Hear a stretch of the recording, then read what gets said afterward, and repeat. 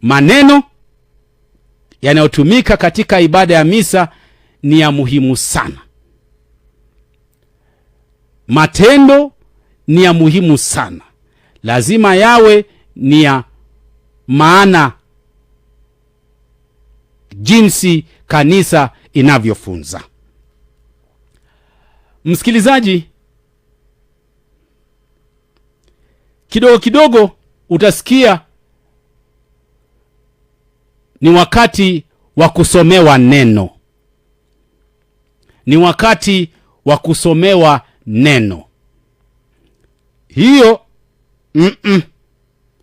hatuendi katika ibada ya misa kusomewa neno. Hatuhudhurii ibada ya misa ili kusomewa neno. Na kanisa moja takatifu Katoliki la mitume haina nafasi yoyote ya kusomewa neno. Kuna somo la kwanza, wimbo wa katikati, somo la pili, shangilio, injili. Msikilizaji, hatuketi tukatega masikio yetu ili kusomewa. Kwa sababu kama ni kusomewa, tunajua kusoma. Na tulisoma tukijitayarisha katika ibada ya misa. Kusoma somo la kwanza, hata tunapoenda kanisani kuna vijikaratasi vimechapishwa masomo ya siku hiyo, tunasoma kama matayarisho. Kwa hivyo tulishasoma. Tunaenda pale ili kutangaziwa. Tunaketi na kutega masikio kusikia neno la Mungu likitangazwa. Yule anaenda pale kwenye lectern na akafungua ile kitabu lectionary, yeye anaitwa lector, na jukumu la lector ni kutangaza neno wala sio kusoma neno.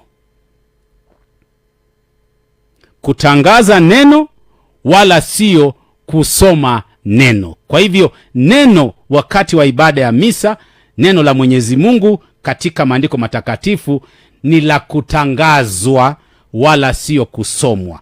Kusomwa ni nje ya ibada ya misa, pale nyumbani ama katika Bible study ndio tunasoma.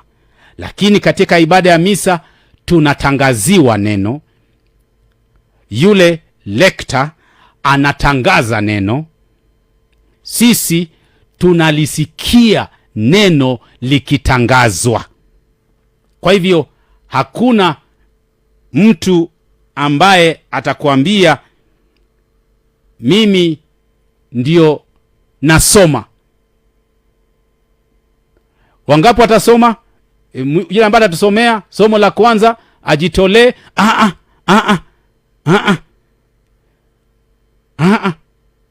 Wrong. Tumeona wakisema jumuiya ya St. Mary's ndio watakaosoma Jumapili ijayo. Wrong. Alafu viongozi wa St. Mary's wanasema nani atatusomea? Wrong. Wrong. Nani atatusomea somo la kwanza? Nani atatusomea wimbo wa katikati? Nani atatusomea somo la pili na shangilio?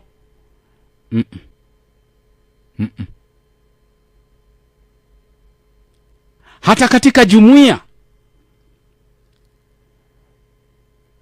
ni wakati wa kusomewa Injili, na ningealika yule ambaye amejitayarisha kutusomea Injili. Tuache masomo katika darasa la scriptures. Tunapoenda darasani kusoma somo la dini, somo la Biblia, sasa hiyo tunaisoma ili kujifunza.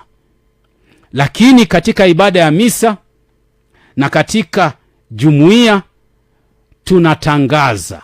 So neno mwafaka, nani atatangaza somo la kwanza? Nani atatangaza somo la pili? Nani atatangaza Injili katika jumuiya yetu? The keyword ni kutangaza, wala sio kusoma. Na ndio maana wale ambao wananunua vijikaratasi ama wale ambao wamebeba misale, haitakikani wakati yule yuko pale anatangaza, wewe pia una karatasi yako unafuatilia. La hasha. Ulinunua pale kama matayarisho, utaitumia tena baada ya misa. Lakini wakati wa ibada ya misa ni kutega sikio kwa neno likitangazwa. Mtangazaji wa kwanza wa neno, mtangazaji wa pili wa neno, atakayetuongoza katika kuimba zaburi, alafu sasa atakayetangaza Injili na hatimaye atahubiri ni padri. Kwa hivyo neno ni kutangaza. So tutoe neno msomaji wa kwanza, tuibadilishe iwe mtangazaji wa neno la kwanza, mtangazaji wa neno la pili, mwimbaji zaburi, na atakayetangaza Injili. Neno la Mungu linaweza tumika mara mbili. Kuisoma kibinafsi nikiwa nyumbani kwangu, ama tukiwa darasani, ama tukiwa kwenye kikundi tunasoma. Lakini katika ibada, Kanisa Katoliki, neno linatangazwa. Neno linatangazwa.